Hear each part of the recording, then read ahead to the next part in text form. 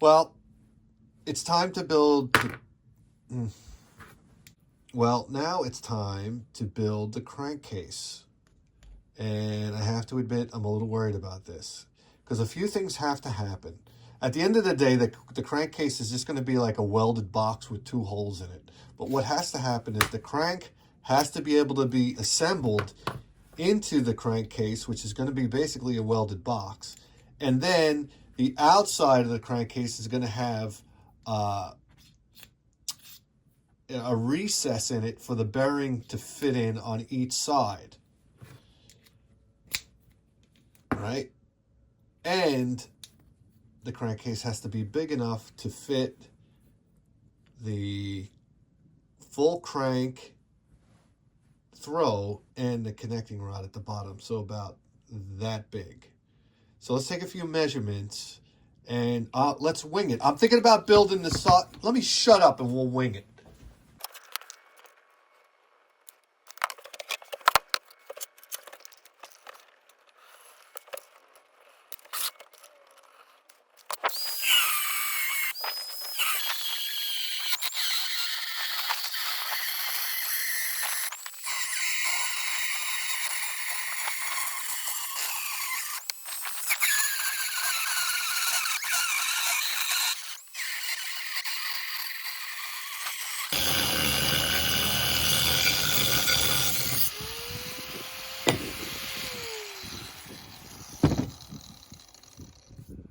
Freaking cold out here.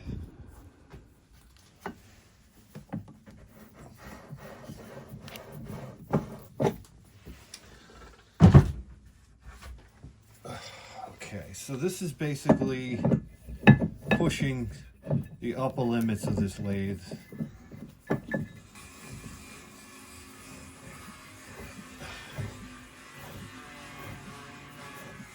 I'd like to thank my brother-in-law, Javier, for sawing wood right outside the shed while I'm working here and trying to record.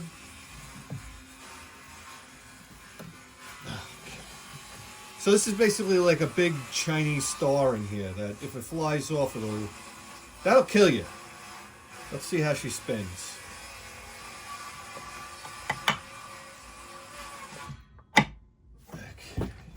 Here we go.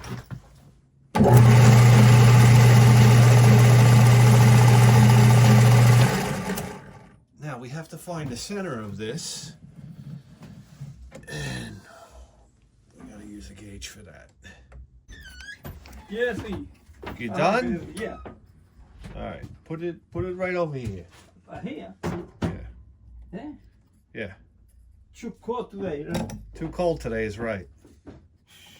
Too cold. What you got for it? Huh? It's for car. This? Yeah. Yeah, for cutting metal and stuff. I'm building an engine. Oh. Yeah. What are you doing? No, I gotta go home for welding now. For what? For welding. Oh. You have it for the small screw? A screw? Screws? Yeah. What kind of screws? Uh, Wood screws? for lumber, please. Yeah, hold on. Let me see. In here. Yeah? In here. Oh. In.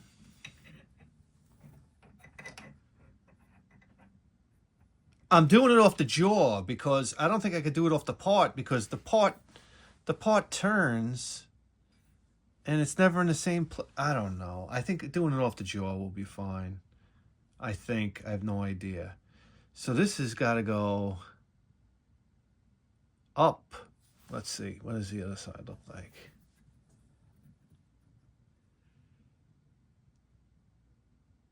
Yes. The other side's got to go up. Let's crank this out a little bit. Like that. This side's got to go down. Like that. Let's see if anything happened. Okay.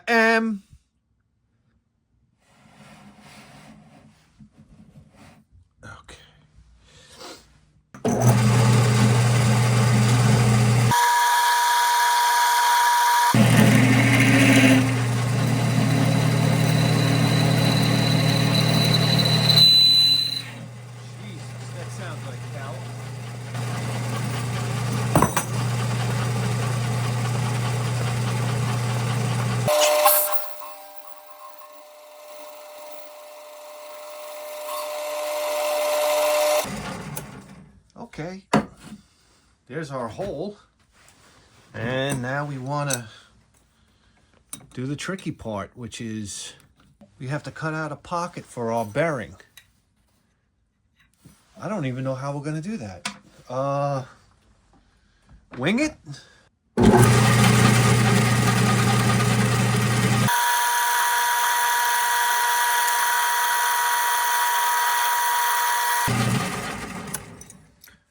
Let's see how we did.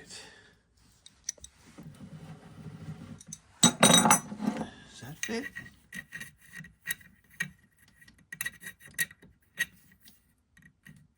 No, it's got to be bigger.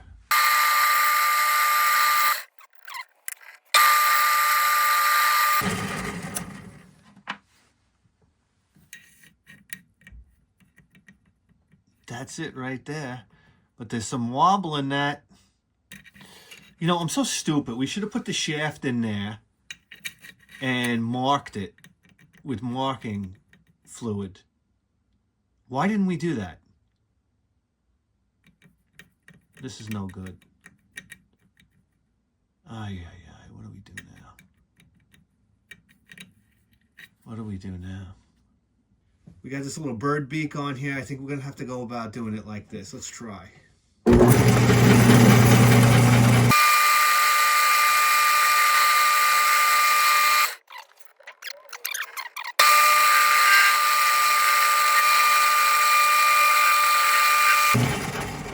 He's cutting nice. Cutting real nice. Let's see how we got here. Ooh. Ooh, I like that. Oh, I like that a lot. Let's see how deep can we go? Let's keep going.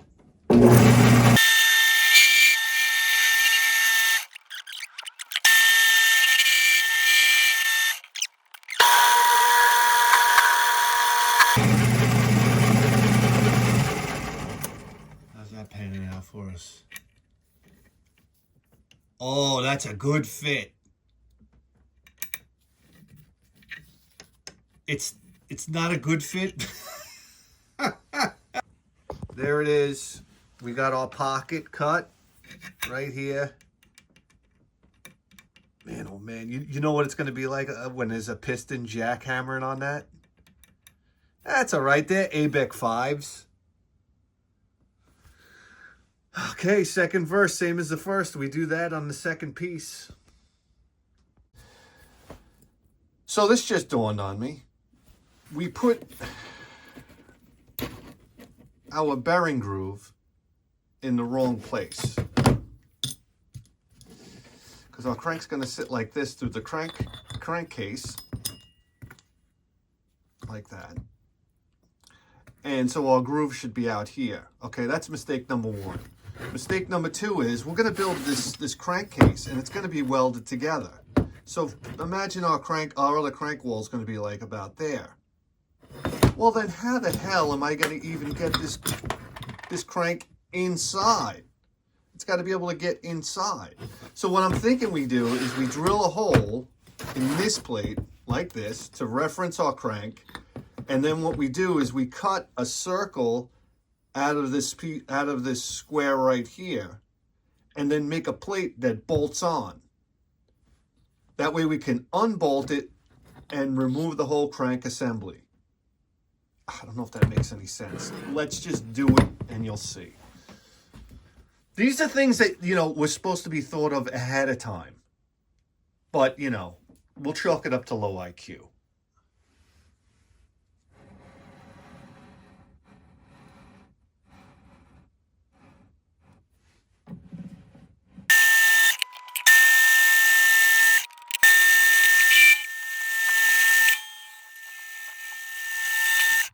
Well, again, this is like stupidity on an almost unmeasurable level.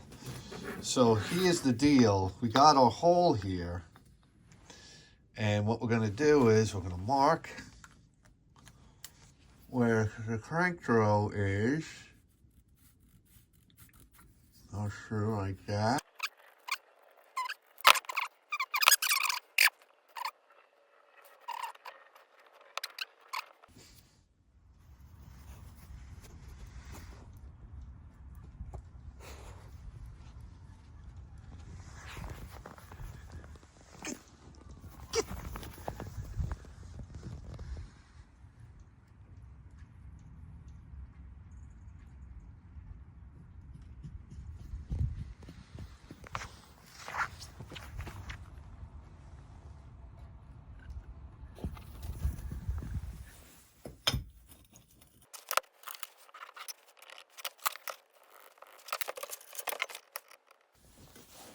Gosh.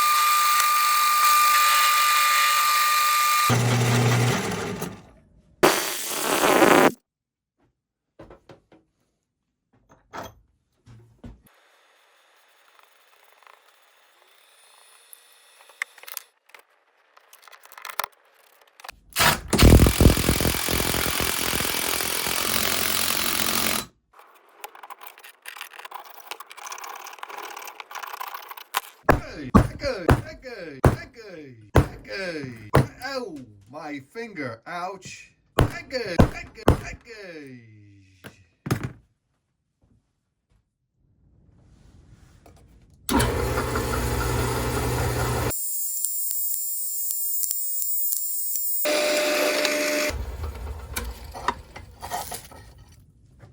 Okay, so can somebody explain this to me? I evenly spaced all these punch marks and this happens.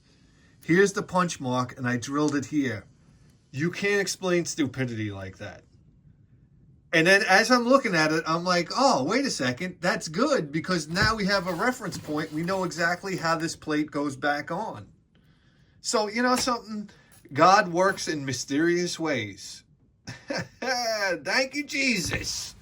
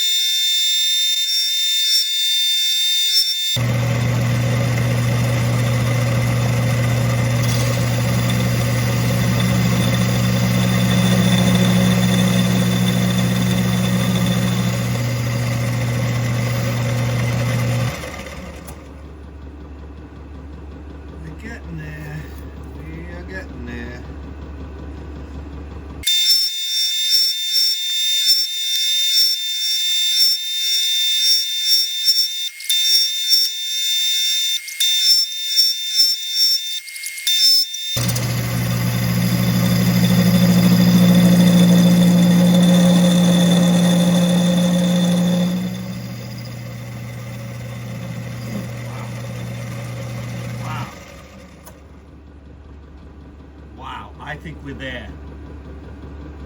That's good. We are close to those holes. I'm taking it out. That took a while, but it's done. That's cool. That worked a lot better than I thought it was. It took time, but it worked out nice. Awesome. All right. What a mess. Jeez, look at all those chips. Woohoo! Moment of truth. Here we go. Oh, yes. So that's how we'll install our crank now. Right in the side of the block, and then we can pull it out. How about that?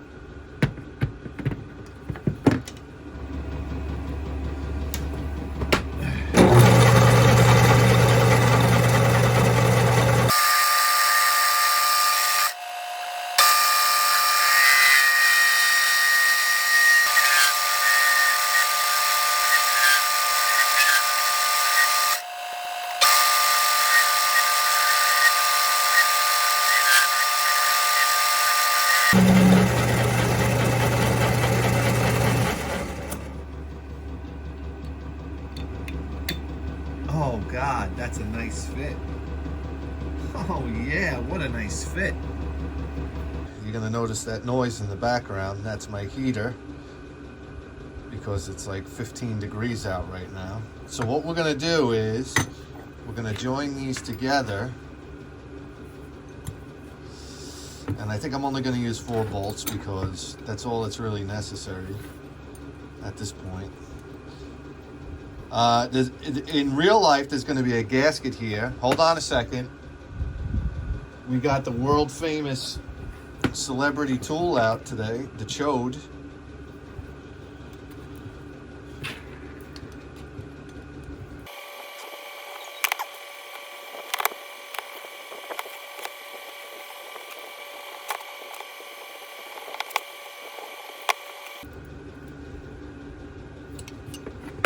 Okay, so now we can kind of get an idea of where everything's going to land here.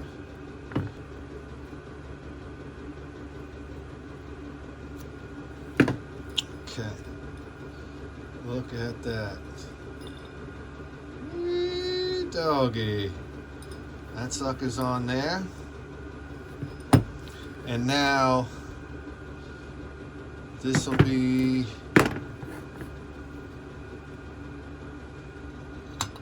This will go here, then the bearing,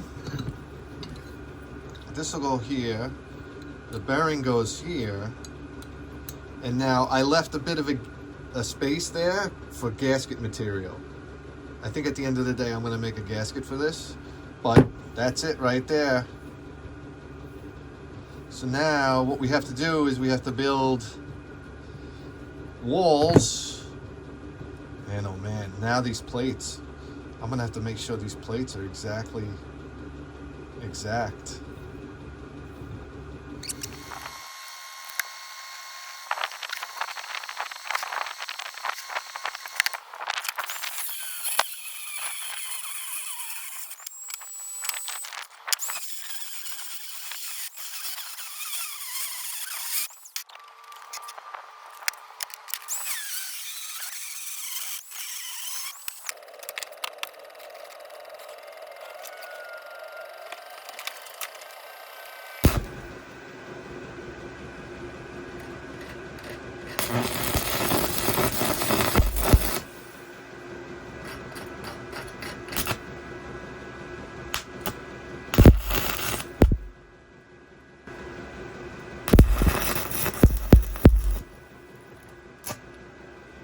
Jeez.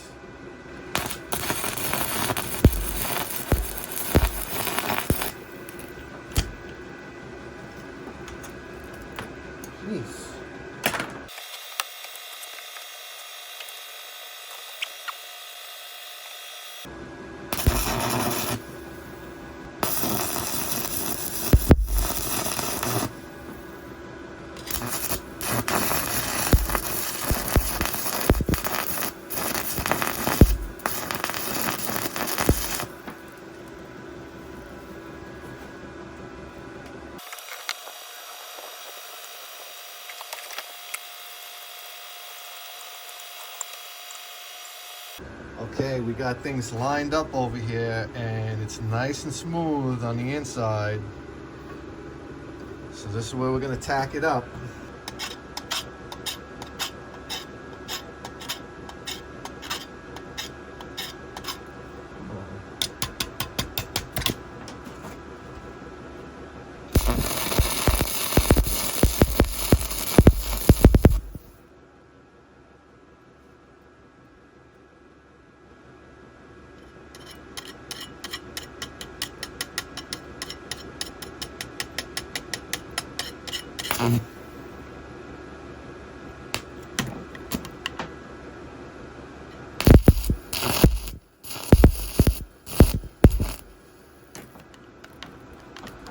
Come on, you bastard bitch.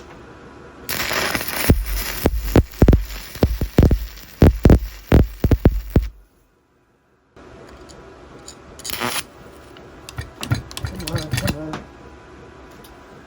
Dang it. Wowzer.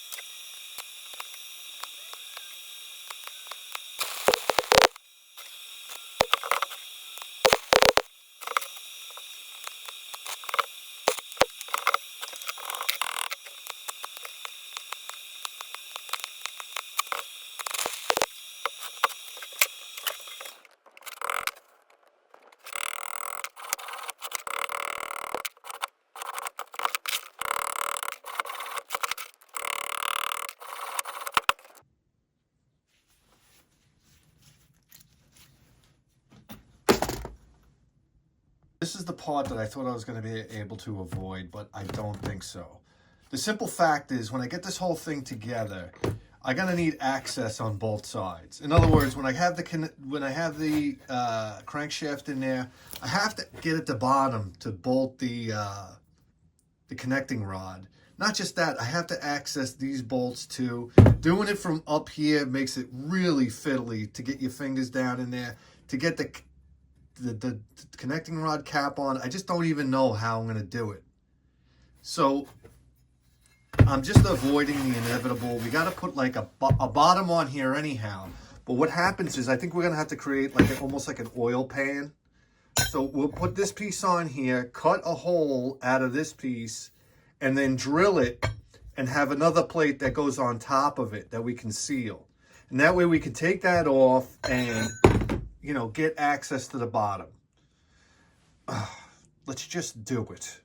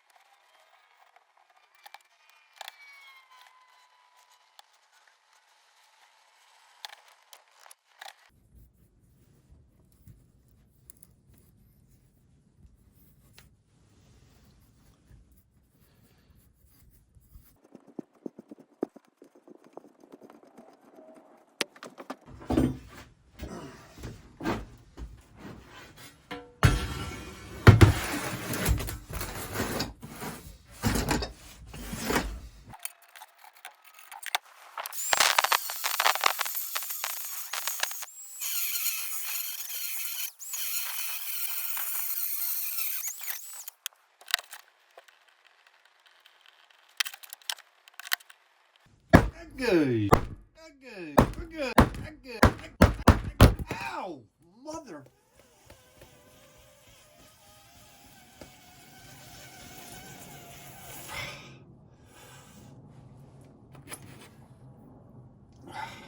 Shit. Good. Good.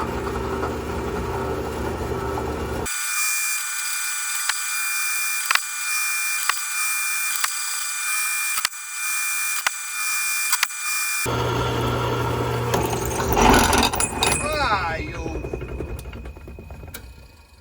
fucking thing.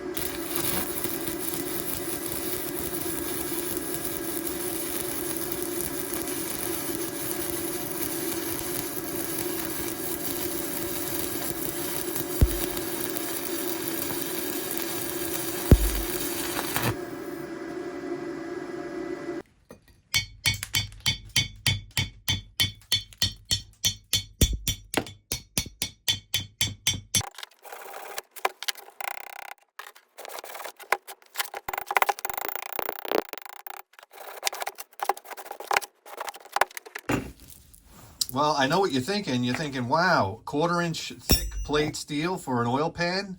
That's a little Wild Bill overkill, isn't it? Well, you know, you ain't lying. But, you know, that's what we have here. And we got these bolts that are way too long, too, to hold it in place. So, I mean, this thing would be comfortable on a rifle range, too. I mean, you never know. Somebody might be shooting at you. Okay, so, yeah. I don't think we have to worry about the oil pan coming off. So what we're going to do now is we have to put in an oil fill plug and an oil drain plug. And I think the oil fill plug should go just below the bearing here. So, you know, maybe over to here, and we'll just put this in the side. And then, of course, the oil drain plug will be down here. So let's do that next.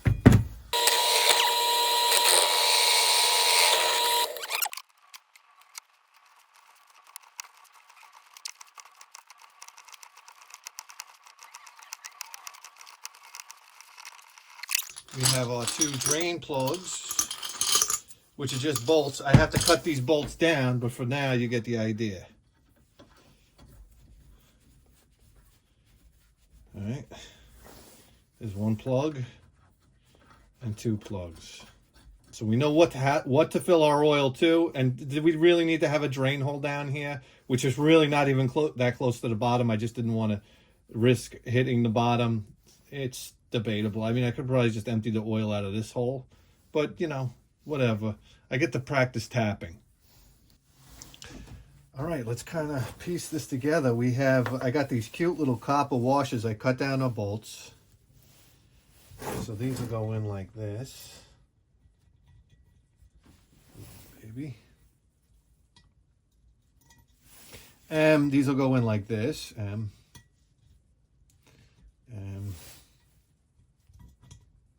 I said these will go in like this.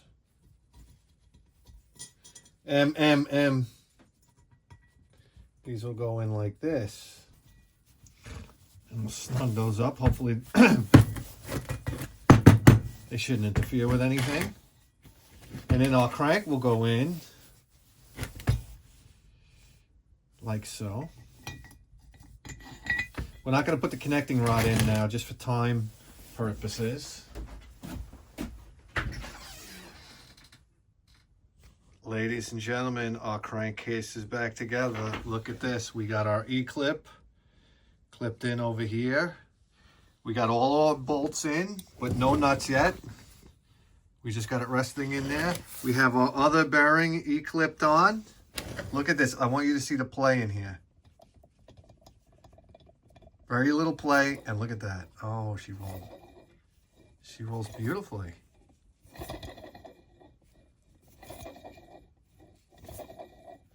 Now, when we want to bolt our connecting rod, we could take the bottom plate off.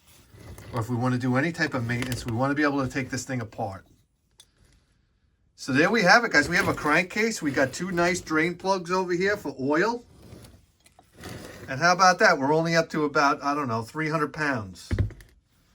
So the next time we come back, I think what we have to start doing is thinking about a cylinder. Welding something up here, and then a cylinder. And I got to figure out whether we're going to do this air-cooled or liquid-cooled. It could go either way. To be honest with you, it's just as easy to do either one. But we'll do that in the next video. All right, guys. See you next time.